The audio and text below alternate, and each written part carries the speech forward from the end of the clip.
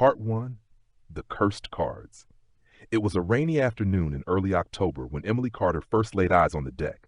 She hadn't intended to stop by the flea market. Her original plan was to grab coffee and head home, maybe finally finish unpacking the last boxes from her move into the apartment. But something pulled her off the sidewalk and under the dripping canopy of worn-out tarps and crowded tables. The smell of old paper and incense mixed with wet earth, a place where the forgotten and unwanted whispered through the damp air. Emily liked oddities. That's what her friends called them: trinkets, cursed-looking dolls, cracked mirrors, and antique tools. To her, they were history with fingerprints, stories in solid form. But this stall was different. Tucked between booths selling vintage postcards and rusted jewelry, it was a narrow space with velvet curtains and a table covered in black silk. Behind the table sat an elderly woman with long gray hair and a lopsided grin. On the table, a small wooden box, deep mahogany with a latch carved in the shape of a bleeding eye. Emily stopped. "You feel it too, don't you?" the woman said, voice gravelly yet warm. "What is it?" Emily asked. "A tarot deck," the woman replied. "One of a kind. They call it the Blood Tarot." The name alone should have sent her walking, but Emily was drawn in. Her fingers itched to open the box. She reached for it without realizing. "Don't open it here," the woman warned, "and never use it alone." Emily paused. "Why?" The woman's smile faded. "Because the deck doesn't just tell fortunes. It remembers them, and it collects." Emily stared at the box, then at the woman. She expected laughter, a wink, the revelation of a gimmick, but there was only silence and a slow nod. "How much?" Emily asked. $10, no refunds." A part of her, a big part, knew she should leave it, but her hand reached for her wallet before her mind could object. That night, Emily placed the box on her desk. She sat for a long time, staring at it. Rain tapped on the windows, and the wind howled faintly between the buildings. The apartment was quiet, except for the ticking of the kitchen clock and the occasional groan of old plumbing. Finally, she opened it. Inside, a deck of tarot cards rested on black velvet. They were heavier than she expected. Each card had a dull red back, textured and slightly sticky, as if something ancient had dried on the surface. When she turned over the top card, she froze. The death card. But not like any death card she had ever seen. This one depicted a figure skinned alive, cloaked in flesh that wasn't his own, holding a scythe dripping crimson. The background was ash gray, and the number 13 was etched in what looked like blood. Emily shivered. She flipped through a few more, the tower crumbling while shadowy figures leapt screaming from its heights. The lovers, joined at the chest by a throbbing red artery. The hanged man, suspended not by rope but by barbed wire through his jaw. She closed the box quickly, heart pounding. What the hell had she bought? That night she dreamed of the cards. They hovered around her bed, fluttering like bats. One by one they pressed themselves to her skin, melting into her. She awoke gasping, drenched in sweat. Downstairs, the sound of breaking glass. She grabbed a lamp and crept from her bedroom. The living room window was cracked, wind blowing in despite the locked frame. Her coffee table lay on its side, and her bookshelf had collapsed, books strewn across the floor. It didn't make sense. Then she saw it. The death card lay on the carpet, upright, despite the box still sealed on her desk. Emily's hands trembled as she picked it up. She swore she could feel a faint heartbeat pulsing through the paper. The next day, Emily called her friend, Sarah Jennings, but didn't mention the deck. Sarah would worry. She always worried.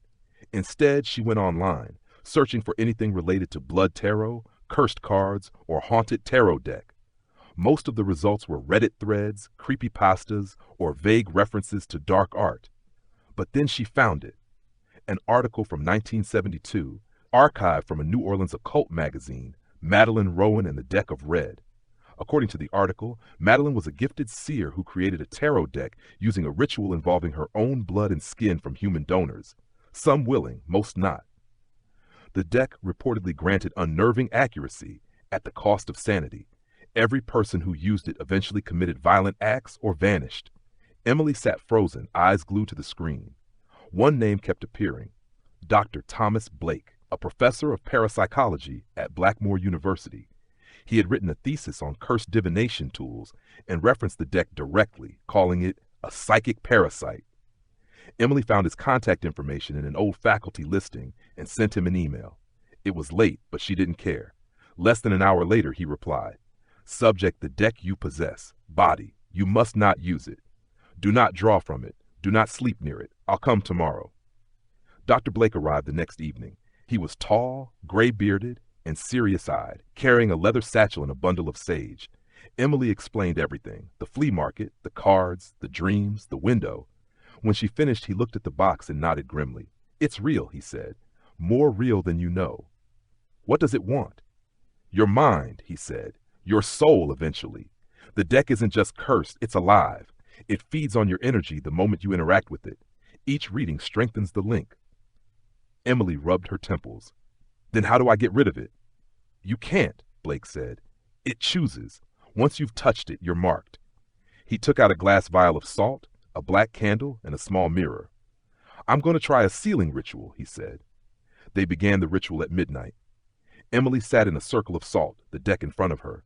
Blake lit the candle and began chanting in a low, guttural voice. The air thickened. The walls seemed to pulse.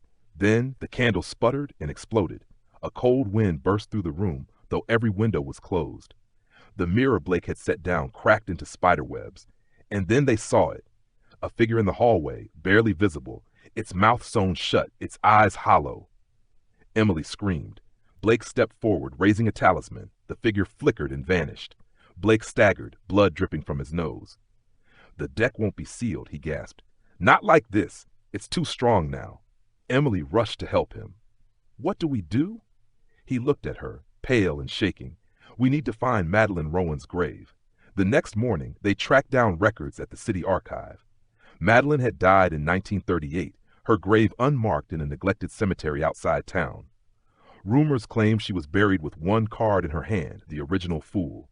Emily felt the deck getting heavier, hotter. She hadn't opened it in days, but the cards called to her, whispered to her when she tried to sleep.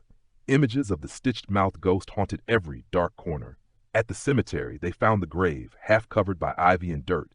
As Blake began digging, Emily felt the ground vibrate. She opened the box, compelled. The cards inside were rearranged. On top now, the tower. Lightning cracked across the sky. The ground beneath them trembled. Suddenly, Blake collapsed, clutching his chest. "Emily, don't let it!" He convulsed, eyes rolling back. Blood seeped from his mouth. Emily screamed. She grabbed the deck and fled. Back in her apartment, everything felt wrong. The walls bled from the corners. The lights flickered in rhythmic pulses, and in the mirror her reflection stared back with empty eyes. She dropped the deck onto the desk. Cards spilled across the surface. Each one now bore her face, skinned, burned, drowned, hanged. She tried to throw them away. The garbage chute, the river, even a bonfire. Each time, the deck returned to her nightstand the next morning. Emily doesn't leave home now. She barely sleeps. The deck has become a fixture of her life, a shadow that grows heavier each day. And worst of all, she knows what comes next. She dreams of Sarah, of luring her in, of making her draw a card. She wakes up with blood on her hands and the lover's card beside her pillow. The deck is waiting for the next hand, for the next soul, and Emily knows she won't resist it much longer. Final line. The deck doesn't just tell the future, it writes it in blood.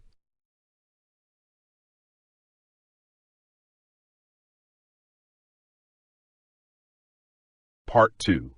The Reading That Shouldn't Be. Emily Carter hadn't slept in days. The deck was everywhere, in her dreams, in the mirror, in her thoughts. It whispered through the walls, moaned beneath her bed, and grinned from the shadows. Since Dr. Blake's death at the cemetery, everything had unraveled. The deck had grown stronger, bolder. She tried leaving the apartment. She didn't make it past the elevator. When the doors opened, they didn't lead to the lobby. Instead, they opened to a cold, rotting corridor lined with tarot cards, giant ones, plastered on the walls like wallpaper. Each step she took echoed with the child's laughter. The lights above flickered red. Then the doors slammed shut, and she was back on her floor. The deck sat waiting on her table. The top card changed every time she looked away. The Fool, the Devil, the Hermit. Each stared at her with bleeding eyes. Emily knew what it wanted. It wanted another reading. And it wanted someone else to draw the cards. Her phone buzzed. Sarah Jennings. "Hey," Sarah said. "You okay? You haven't answered in days." Emily hesitated. "I've been dealing with something." "You sound awful." I'm coming over. No, wait. But the line went dead. Emily stared at the screen. She could stop her, one text, one call, but instead she went to the bathroom and splashed her face with water. She stared at herself in the mirror, eyes bloodshot, lips cracked, skin pale. A stranger looked back at her. A woman she didn't recognize. She smiled anyway. Sarah arrived with takeout and a worried look. Jesus, Em, you look like death. Emily laughed softly. Fitting. They sat down at the table. The deck rested in the center, innocuous, ordinary to the unknowing eye. Sarah squinted. Is that new? I found it at a flea market, Emily said. Old tarot deck. Thought I'd try reading with it. You don't even believe in tarot. I do now. Sarah blinked at her. You're scaring me. I want you to try it, Emily said. Sarah frowned. Why? Because I think it's connected to everything. Emily gestured at her sunken cheeks, the trashed apartment. I think it needs someone else. Someone not marked. Sarah stared at the deck. Are you sure you're okay? Emily reached out and touched her friend's hand. Please, just 3 cards I need to see. Sarah sighed. Okay, fine, just to prove nothing happens. She reached for the deck. The moment her fingers touched the top card, the lights dimmed. The air shifted. The apartment moaned. Sarah looked up. Did you feel that? Emily nodded slowly. Keep going. Sarah shuffled the cards. They felt warm, sticky. She laid out 3 cards. Past, the magician, a man with black eyes and severed hands. Present, the moon, a woman drowning in silver water while wolves devoured her shadow. Future, the hanged man, a body suspended by barbed wire, face twisted in agony. The room fell silent. Then the apartment door slammed shut, locks twisted on their own. Sarah stood abruptly. What the hell? Emily's nose bled, her ears rang. The cards glowed faintly red.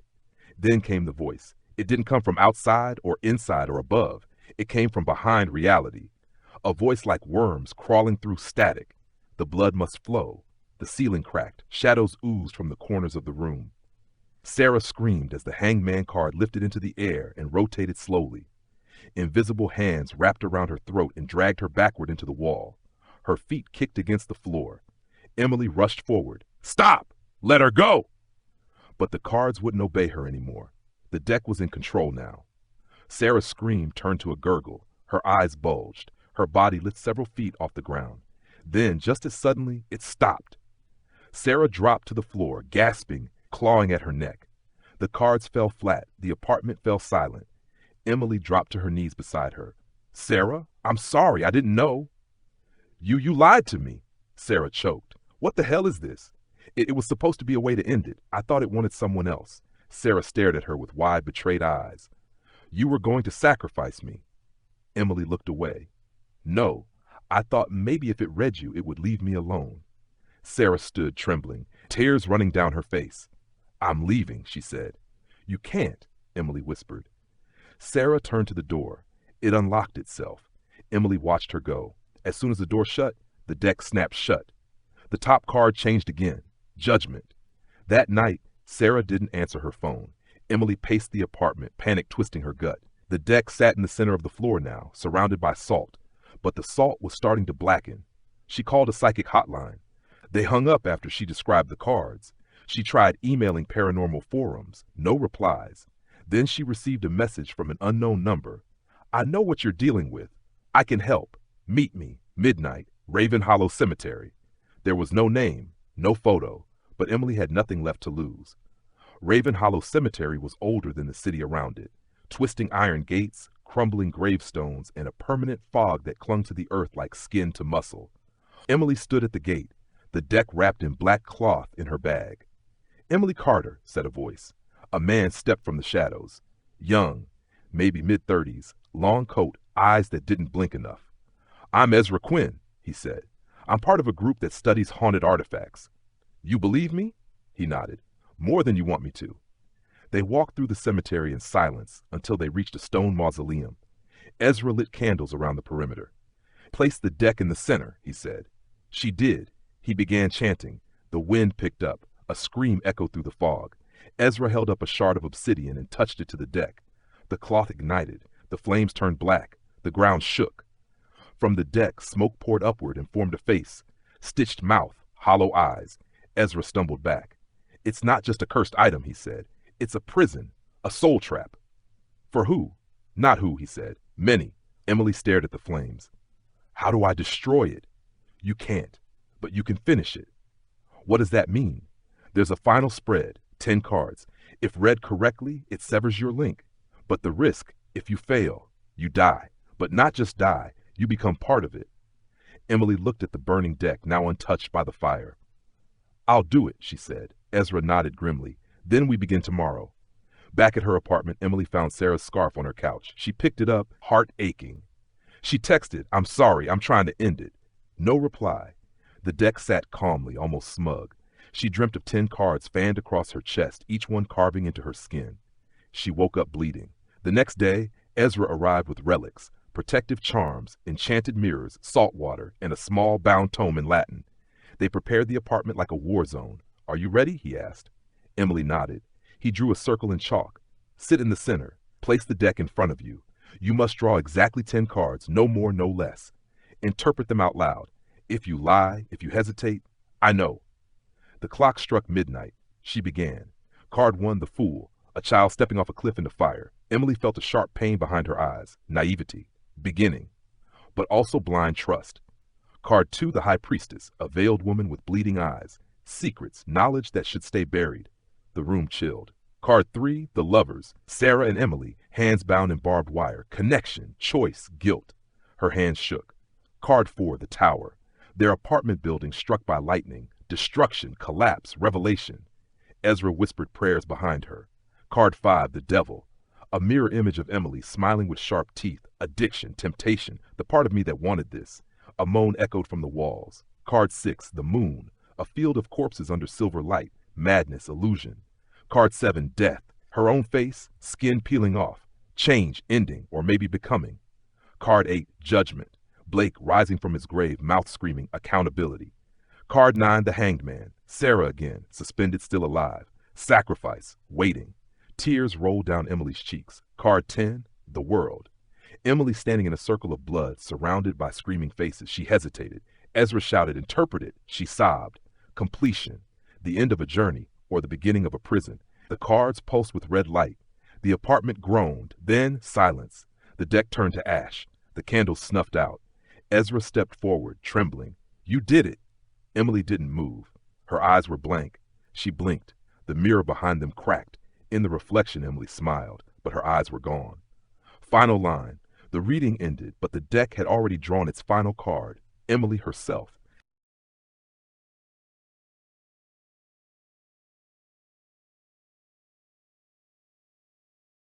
Part 3.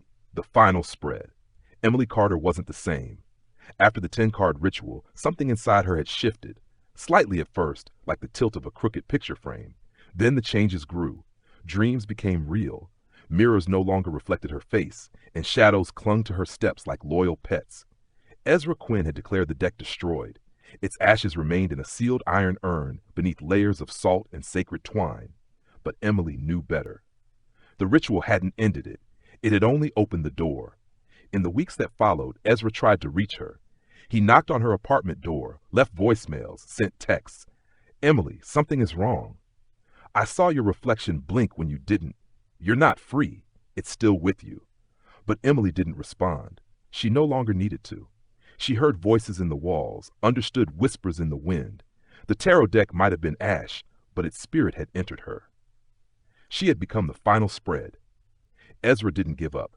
He consulted demonologists, psychics, occult researchers, and even ex-priests. One name kept resurfacing. Father Alaric Voss, a former Vatican investigator turned recluse, now living in an abandoned monastery north of the city. Ezra drove there one cold evening, the urn containing the deck's remains riding in the passenger seat like a silent passenger. Father Voss was old, wiry, and blind in one eye. But his grip was firm, his presence sharp. Ezra laid out everything: the cursed deck, Madeline Rowan's cult, Blake's death, Emily's transformation. When he finished, Father Voss only said one thing: you have not destroyed the deck. You have merely transferred it. They returned to Emily's apartment together, only to find it abandoned. The furniture was covered in red cloth. Tarot cards, hand-drawn in blood, lined the walls, and on the bedroom mirror, scrawled in crimson, 10 cards, 10 gates. The 11th is the self. Ezra backed away. Father Voss whispered, she's becoming the vessel. On the floor sat a new deck. Not the one Emily had found, but one made by her, stitched from parchment, hair, fingernails, and skin. She had rebuilt the blood tarot. Emily was no longer hiding. She was preparing. They found her days later at the abandoned cathedral in Ravencross, a Gothic ruin long said to be a convergence point of spiritual energy. Locals avoided it. Animals refused to enter. Children cried near its fences. Inside, candles lined the stone floor in spiraling patterns. At the center stood Emily. She wore a robe of tarot cards stitched together with black thread. Her eyes were gone, replaced by swirling red orbs. A smile stretched unnaturally across her face. Ezra stepped forward. "Emily, please." She turned her head slightly. "Ezra, you came for the final reading." Father Voss held up a crucifix. "This ends tonight." Emily laughed. "No, Father. Tonight, it begins." She raised her hand, and the cards lifted into the air. 10 of them formed a glowing circle around her. One by one, they flipped, revealing their faces. The Fool, Ezra falling into darkness. The Tower, the cathedral collapsing in flames. Death, Voss with a dagger in his heart. The Devil, Emily smiling with a mouth full of writhing tongues. The Lovers, Emily and the deck intertwined, one and the same.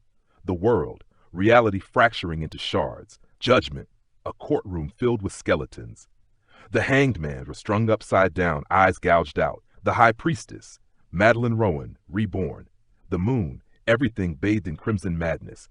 Ezra screamed, "No!" and rushed forward. Father Voss began chanting in Latin, raising his crucifix.